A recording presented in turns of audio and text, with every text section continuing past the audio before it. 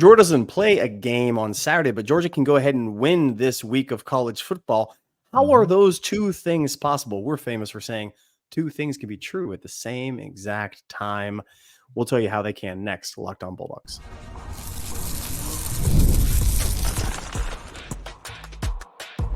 You are Locked On Bulldogs, your daily podcast on the Georgia Bulldogs. Part of the Locked On Podcast Network, your team every day. What is up, everybody? Welcome back to the Locked On Bulldogs podcast. He is Clint. I am Daniel. They are FanDuel, bringing you today's episode.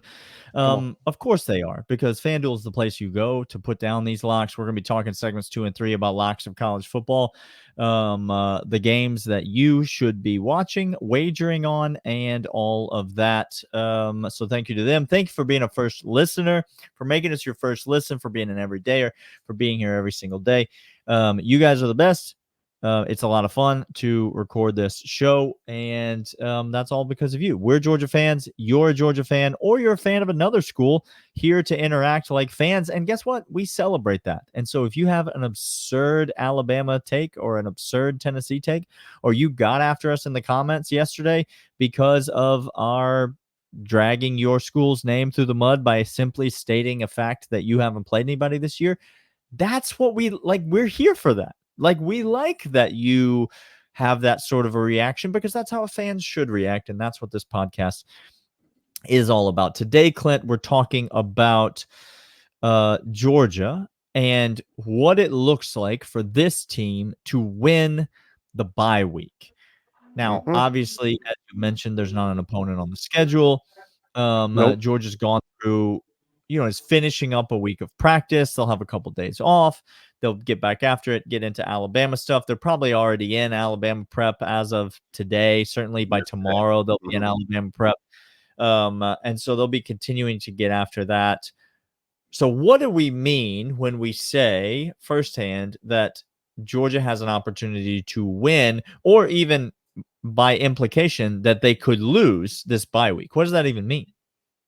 Two things I want to get to. On one front, I want to get to how Kirby Smart has always coached at Georgia. And Daniel, stop me if you've heard this before. Coming out of halftime, Kirby Smart makes adjustments a la Clemson this year and a la Kentucky. We've already seen it twice coming out of halftime.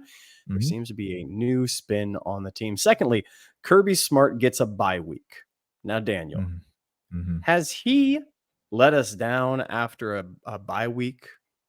He never lets us down anytime, so I don't know when he would have done that. Save for SEC championship game, which we have gone over ad nauseum last year. Kirby Smart, regular season, gets into bye weeks, and he takes the season by quarters. He looks at the season, he breaks it down, and each phase is like taking a ship off to orbit. You get it off the ground, you get it through its initial phase, you get it up into orbit, and you let the thing go.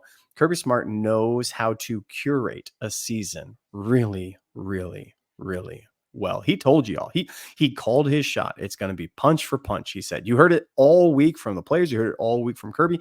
You heard it in highlight film afterwards. Punch, blow by blow, right? That's what they knew the Kentucky game was, because Kirby dictated the game, because he knows Stoops. He knows what was going to happen. And he said, this is the game. Now, coming out of bye week, I just ask you something, Daniel. What was the one unit that we thought was the deepest of this team that actually has turned out to frustrate us a great deal thus far? I mean, we weren't wrong that defensive line is one of the deepest units of the team, but it's hard to be deep when all of your players are on the injured list, Clint, when nobody's out there on the field. Which brings me to point 2, and I'm going to wrap up with point 3. That's a little combination of 1 and 2. Point 2, Mykel Williams, the most. Now there is a fight from explosive edge player at Georgia, because Jalen over there saying, hey, I'm still here. I got all them pressures on Brock this last week. Jalen is the most explosive defensive player on Georgia's team, and it's not even close. Mykel back after bye week. Warren Brinson, McLeod back. Nazir continues getting healthy as he has. You get these guys. All of a sudden, we go from maybe Jordan Hall's back after bye week. Maybe we don't have to rely on two freshmen that haven't really seen the field that much at all in football whatsoever. Right. And maybe we get depth back in a rotation that our guys aren't being exhausted and being punched in the face all the time. And we don't have to rely on Ingram Dawkins having an incredible snap count and being the only one tackling for less. Maybe after that, we get bona fide studs back on the defensive front right when we need them. That's point two. Point three combines these two together. Kirby Smart makes the best adjustments after bye weeks. Guys are coming back. And this is going to sound really, really weird. The other unit that has been frustrating us so much, and especially Kentucky, has been wide the receiver. No, offensive line. Sorry, there's so many units that frustrate me, Clint. Come on, Daniel. It's hard. It's hard for me to know. I know. Look, guys, he had his bucket. He had his thing. I saw the light of day. He has not yet. He is still in the cave. There's no light of day. I put little Snicker pieces out for him. He has yet to take it. He's not taking the trap. Not coming out. Offensive line has been frustrating at points. Ernest Green has not looked like the stuff we thought he was going to be. Tate Ratledge was being pushed back quite a bit from what we saw. Out. And now has tightrope surgery, is out. Enter Micah Morris. We saw Micah and we thought he was going to be the sixth man in this rotational swing. And he gets the call at right guard or maybe some other position as we move some guys around, because don't forget he plays tackle as well. Does that ability.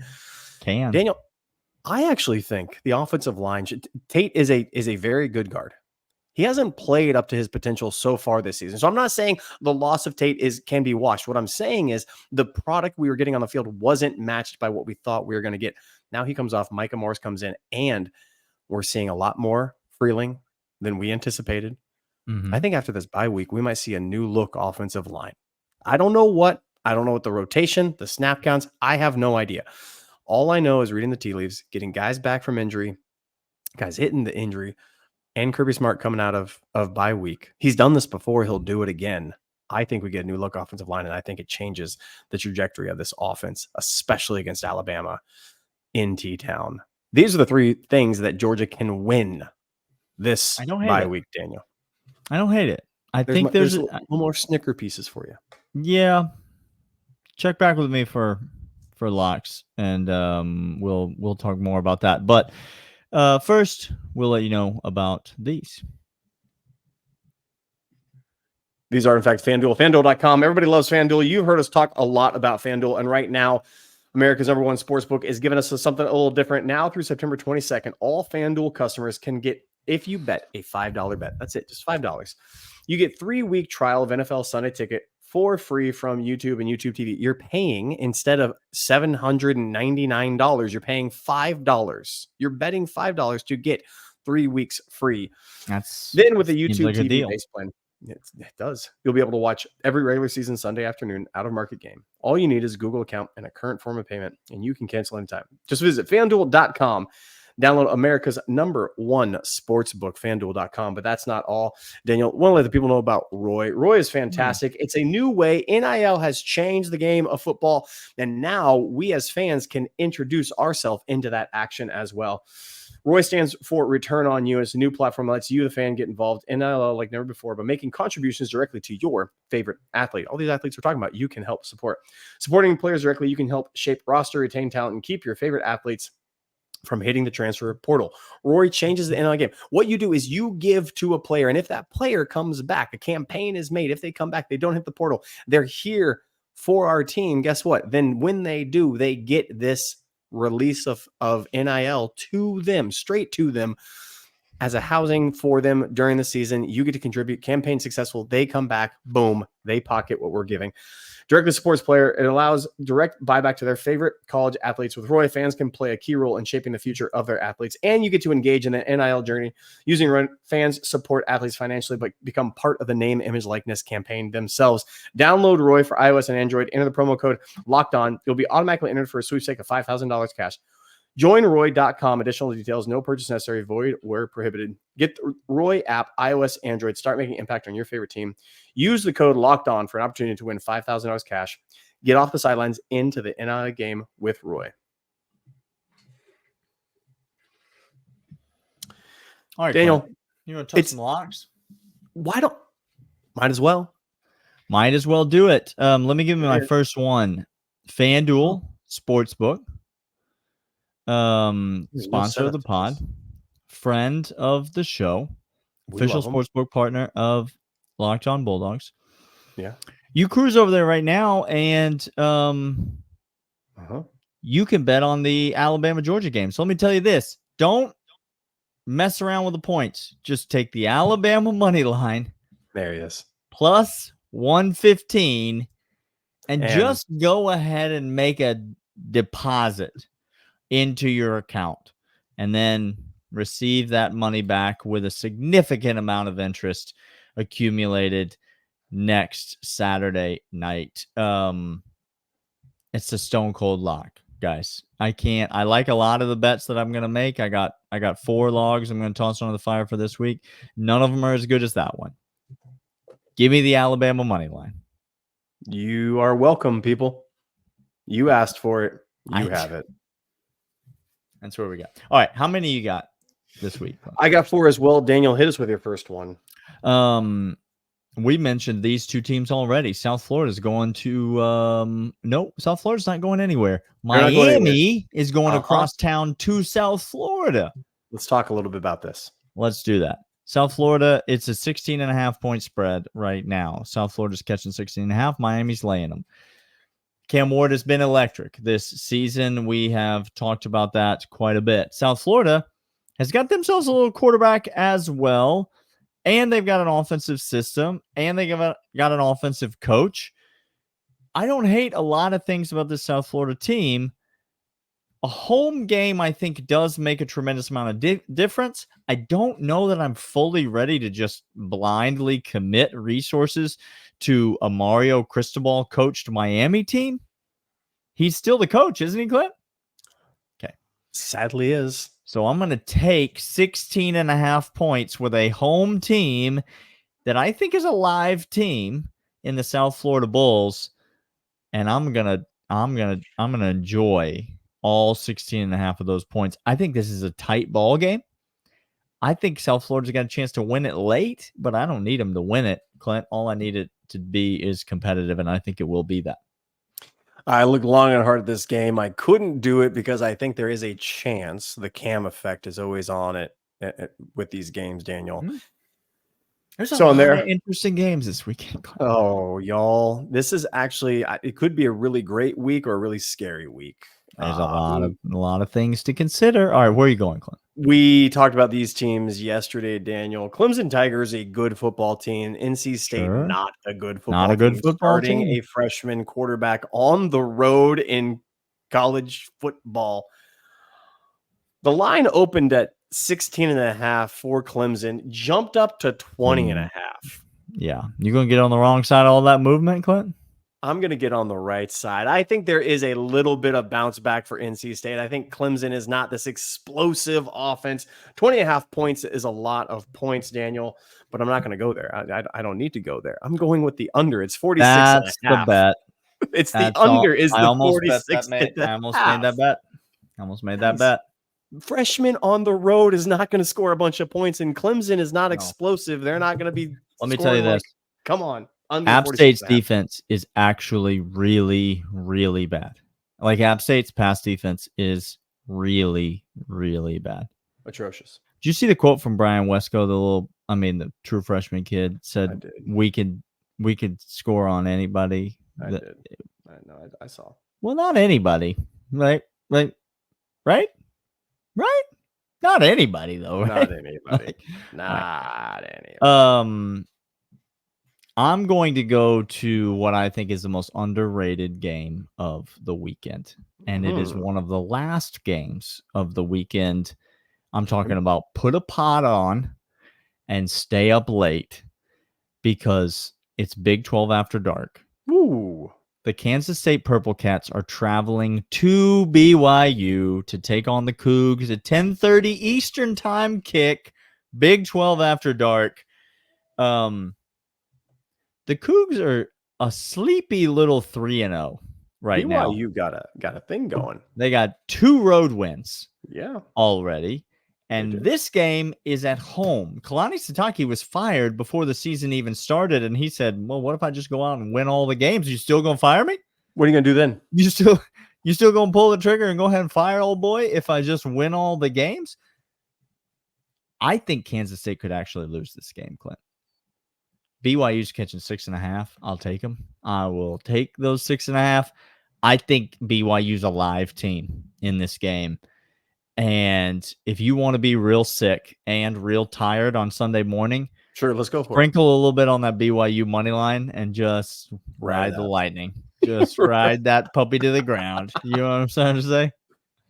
Hey, scooch ya mooch right on over because I'm coming firmly. Look, guys, give me the home. Are you kidding me with this? What are we doing? Give me the fun game. It's gonna be a fun game. Yeah. We're gonna come back after this with our final locks, but first this. And it is back game time. Daniel and I love Game Time. It's the only place that we go to get tickets for the games, not just for games of Georgia football, but also we want to go see the Braves. We want to see a concert. We want to see the theater. We want to get out on a date night. That's where we go. Has a new feature called Game Time Picks that makes getting tickets for your favorite live events even easier. It filters out all the fluff and shows you incredible deals, great seats that you don't have to waste time searching through thousands of tickets. It has 50% off Labor Day for Diamondback Dodgers. I don't know if you know that, Daniel. That we just make sure that's there. Get it in there. You have to, because it's a super deal. And right now you have so many super deals. Curated deals make it even easier for find the best price on great seats. And you get to see where you're going before you purchase them, which is absolutely fantastic. Curation makes it easier to save more on sports, concerts, comedy, theater, and more. If you mention that this is our place to go, get in with us because it has the lowest price guarantee. Game Time will credit you 110% of the difference every single time, and your purchase is covered with the most flexible customer service policy in the ticket industry. Take the guesswork out of buying tickets. Download the Game Time app, create an account, use promo code LOCKEDONCollege, $20 off your first purchase. Terms apply. Again, create an account, redeem code LOCKEDONCollege, $20 off. Download Game Time today. What time is it? Game Time. All right, Daniel. Clint, there's not a lot that I can relate to with most of these college football coaches. All right, like most of them. No, they have these high pressure jobs. Most of them are making millions and millions of dollars a year. It's much more money than I'm making. They live in these kind of these crazy lives. They're traveling all around. They're on TV all the time. But there are a few things that I feel like with certain coaches that I'm able to relate to. Here we go. Pettiness is something that I sometimes feel.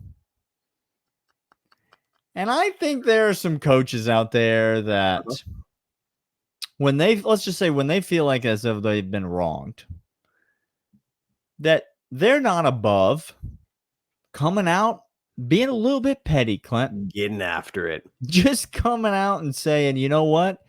You took it away from us last week. So I'm going to go ahead and make sure we make a little bit of get some positive vibes. Let's get some juju back in our way. I'm talking about Shane Beamer, Clint. That's who I'm talking about. You are. You know what happened to South Carolina last week, right? You know what South Carolina fans are doing, right? You know what the Locked On South Carolina podcast host is doing, don't you, Clint? It's a whole scene. It's a whole scene over there in Columbia, South Carolina. Darius Rucker's going to record a whole album about it. This week, Akron goes to town. And South Carolina is laying 27.5 points. I think Shane Beamer's going to come out and absolutely try to run this score all the way up. Like, I think he needs to try to recapture his team. I think they might, like, South Carolina, say what you will, joke about what you will. They've got a pretty dangerous football team. And it's Shane Beamer's job now to make them forget about that game against LSU and regroup and look ahead to the part of their schedule that's coming up where they've got a lot of tough games and they think they can win some of those games. And so I think Shane Beamer comes out, doesn't pull starters, tries to make a bit of a statement. that South Carolina defensive front is going to be tough for Akron to move the ball against, and I think South Carolina is going to score a lot of points. So I'm going to lay them. I'm going to lay a big number with South Carolina in a bit of an angry score a lot of points spot. I don't know many things. By the way, I like that bet a great deal. I don't know many things. I just know the Iowa football program. Why are we betting on all the same games, Clint? Why are we betting on all the same games? Daniel, there is a home team getting points against Iowa. What could be better than that? Nothing. Give me the Golden Gophers plus 2.5. Iowa is not a good team, Daniel. Yeah. At all. Yeah. They have a good defense. I think actually the Gophers have a competent offense. Not a great, but a competent enough to go to take it to Iowa. Iowa got nothing on that side of the ball, Daniel. Home game. Gophers nearly should have beat Tar Heels, honestly. Week 1, weird game. Super weird game. And I think the Golden Gophers have the defense to match up. Give me the home team Gophers plus 2.5. You make some compelling points, Clint, but I'm still going to fight you. I am still going to...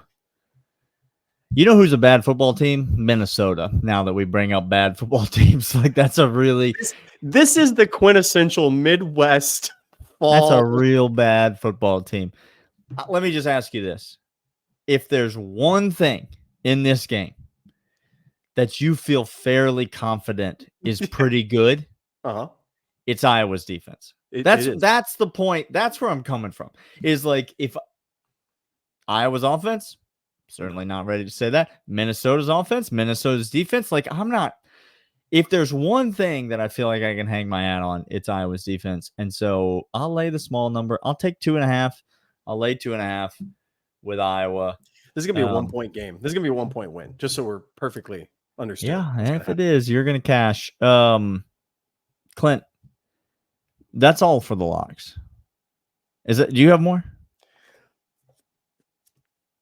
You got another one on the fire there? Go ahead, throw it on. I got a couple games I want to ask you about. Let's just ask, because I want to talk about if this is not a must-win situation for Norvell and Florida State Seminoles. How are they favored? I said it last week. How could you favor them over anyone? And now they're favored again. I want to bet Cal on with everything in my body. I want to bet Cal. But this only goes one of two ways. Yeah. He benches DJ and they figure something out. And then they run and they go. Or this team has absolutely quit on him. And Florida State might go winless this season, which would be the funniest thing in the history of college football, that they go undefeated, get left out of the playoff, get absolutely taken to the woodshed by Georgia, and then go winless the following year. It'd be unbelievable. I don't know how they could be favored over anyone. How about Oklahoma State, Utah? Oklahoma State's only a 2.5-point favorite at home. The Utes had to fend off. These are two unbeaten teams, 3-0, 6 wins total between these two teams coming into this. The Utes had a game on their hands last week. Cam Rising did not play in that game, and all reports are he's going to play in this game, and so that does change the math a lot for Utah. I actually would lean the Utes here, Daniel. Oh, interesting. I was just going to say I lean Oklahoma State. We didn't talk about USC Michigan. How is this game not over 7? How has this game not gotten over 7? That's why I'm scared of it. Why does Vegas know something? Explain it to me like I'm 5. Know. Because the line opened at 6.5, and now it's moved down to 5.5. It's because Michigan announced that Alex Orji is going to be the starter. There it is. And so maybe they're going to try to just run the ball instead of letting Davis Warren throw it to the other team over and over again. Do you really trust Lincoln Riley and USC on the road and that defense? You realize that Bear Alexander has gotten passed on the depth chart on the defensive line. That can't be the case. That's not the case. That's a lie. No, that's a lie. That has to be a lie. All right. Last game. That to me is the grossest, most interesting game of the week. Okay. Talk to me about Arkansas going to Auburn. Okay. This line, It's gross. The two lines, both of them are confusing. It's 3 points. They say 3 and a points. half some places. Okay. But the over-under is 56.5. Mm-hmm. So they think some points going to get scored in this game. What? Did Auburn show you something last week that I missed? Did the Razorbacks show you something? I mean, Arkansas in total offense in the NCAA, any guesses? 5th. Ranks 5th in total offense in the NCAA this year. That shocks me. Now, that was all in game 1, probably. They have moved the ball. They went to overtime against Oklahoma State. They moved the ball in that game as well. Auburn, got taken to the woodshed by Cal. Ugh. Any guesses for them? Total offense in the NCAA? It's not 5th. 22nd. So 2 pretty good offenses. Auburn has benched Peyton Thorne. Yeah. He gone. That's Auburn's hope, is that Hugh Freeze finally pulled his head out of his burner phone and put Peyton Thorne on the bench. And so I'm fascinated by this game. I think Arkansas is better than Auburn. I think Arkansas is better than them. I would bet Arkansas on this game. I would take the points on the road. The last one that's really interesting to me, UCLA Bruins, LSU Tigers. Why is it 22.5? That one reeks to high heaven. Why is it not 42.5? UCLA might be the worst team in the FBS. I know LSU hasn't shown out. I don't care. Sure. UCLA Bruins are traveling. It is a 12:30 kick. I mean, if LSU's defense, I'll say this.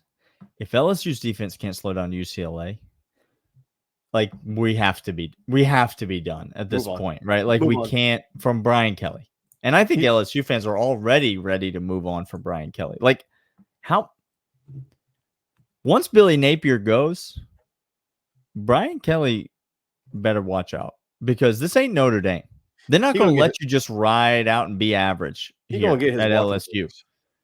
Yeah, they're going to cut you loose, son. Yeah. And welcome to the SEC, bro. You wanted it. You wanted the smoke. So Kirby Smart is now currently the longest tenured SEC head coach. Yeah, 100%. And so, hey, this is Locked On Bulldogs, part of Locked On Podcast. Your team every single day. We'll see you guys next week as we get excited, nervous, and more nervous for the Alabama game that's coming up. Join us then. Money line. Just put it on the money line. See you guys. See you.